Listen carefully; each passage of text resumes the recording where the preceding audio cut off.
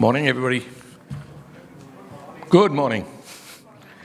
Listen, we are ready to start, but we have one panelist who is an RBI member, so we can't really mess with the RBI. So we'll give them another few minutes. We understand that he's not that far from here. But nice to meet all of you. I'm Sanjiv Anand. I chair Cedar-IBSi Intelligence. Why don't I take, in any case, I was going to make a few comments this morning, so why don't I take this opportunity while we're waiting for the panelist. And I think what we are doing on the schedule is that, of course, Chetan has this fascinating presentation on digital banking trends, which is very, very insightful. Short of getting a standing ovation, but that's a separate issue. But I don't want to delay the panelists because I think one of the panelists is from Revolut, who's coming in on a video link from London. So we would rather get the panels going on time. And then during the day, we will find an opportunity for Chetan to kind of do his presentation. Yeah, I'm sure he understands. Anyway, he has no choice. He works for the firm, so that's what it is. All right. Listen, this topic of digital banking, I know there's a bit of conversation over the last 6 months to 12 months about, especially around fintechs, because fintechs generally get related to the concept of digital banking, especially from a B2C standpoint. That winter has come, winter is coming, we know valuations are off. I saw a news report day before yesterday that the VCs are not going to pay their bonuses, which, that happens rarely. So while I think the investor community is going through some level of correction in terms of valuations and exits, that's really more of a situation where there's been excess capital to invest for a long period of time. And it really has nothing to do with the digital banking opportunity in itself. And I think for many in the room here today, some are bankers, some are obviously in the tech space themselves. I mean, the underlying fact is that this is the new industrial revolution. And digital, the Internet of Things, et cetera, you see conferences on automobiles and it's conversations not about the axle or the engine, it's about the chip. And it's about connectivity of the vehicle. I mean, it's fascinating, right? So I think it's all, it's all a given that, banking is going to be digital banking. Obviously, the starting point generally tends to be retail because the complexity is lower. Of course, you need to win customer trust, especially on the liability side, that the balances must not change every morning. That is not true. But once you've kind of created an error-free environment, and this is not very different than, say, 35 years ago, I remember I used to consult in the US for Chase. And I think ATMs were launched in the mid-'80s. And I remember back then I used to do, ATM was a big deal. We used to kind of figure out ATM strategy for New York City and around the US. And we used to always worry about, that people would not go from the teller line to the ATM because they were worried about errors. And literally at one point we had to do a lottery system. That we had the security guard who used to stand in the branch would say, if you switch from the teller line to the ATM, here's a lottery ticket and you could win something.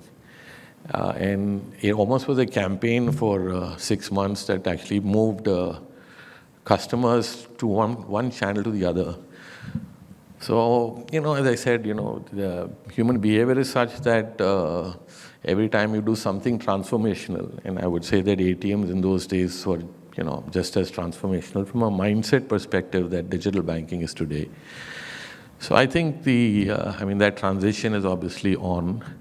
The number of customers that are obviously banking digitally is growing quite significantly. I think we all need to thank the telecom networks and the data networks because without that, nothing would exist. I'm not saying that because I'm historically a telecom strategist and consultant, so justifying my background. But the digital backbone and the data backbone is obviously making this feasible. And then, of course, as technology has become cheap, the affordability on devices has become so much more. I think, every time I was doing some work a year or two ago for a very large Indian bank, where I was, trying to define digital success for them. And even though it's an obvious answer very often, I think we all know that the back office has been digital for a long time. I think we've talked about STP and straight-through processing for many years now. I think we all know today that truly digital is really digital customer acquisition, digital KYC, digital credit, and I think that's the trickier one. It's easy to do the liability piece rather than the asset piece. And obviously, digital back office or ops, right? So obviously, I think the correct definition of a digital customer is it the customer digital end-to-end. And I know it's happening a lot. A lot of this depends on the regulatory runway, because some countries have chosen a different path. I think in the Indian context, it's been payments, licenses. In some other countries, it was digital banks. So it depends on the regulatory runway, but net, I think the acceleration of digital banking in the retail space has been very, very fast, and many countries are fairly mature levels now. I think Shekhar is here today. He understands from Kotak. He knows that the corporate piece generally tends to be more complex because products are more complex. So the transaction banking piece obviously has greater complexity, more documentation, higher risk, more credit complexity, and so on and so forth. But just as Kotak, and we have other clients in other parts of the world, I think the system vendors also are learning through the process. So that is also happening, quite well, right? So I think, all in all, I think the conversation today about digital banking, other than my making some opening comments on where the journey started and where it may go, what I'm looking forward to are fairly healthy and fairly complex conversations for the day, because I think it's past, the first phase now to the next level, and that has its own complexity to look at. Of course, we have to thank the government of India for creating the UPI platform in this country, and I think it has really become it's a shining star, really. Around the world, when you talk to other countries, they want to either use it or emulate it in some shape or form. And so I think that's been a great opportunity for us. I think the last comment is, of course, there's always a conversation on the underbanked or the unbanked. And we may think that's only true in India, but that's not true only in India. There are in many parts of the world, believe it or not, there is the underbanked and the unbanked. Right? How do you pull them into the banking system? The obvious benefits of it, I think we all know. So I think it's very exciting times. I'm again reminded of the mid-'80s, and I'm sounding a little old here because, I remember the ATM revolution back then.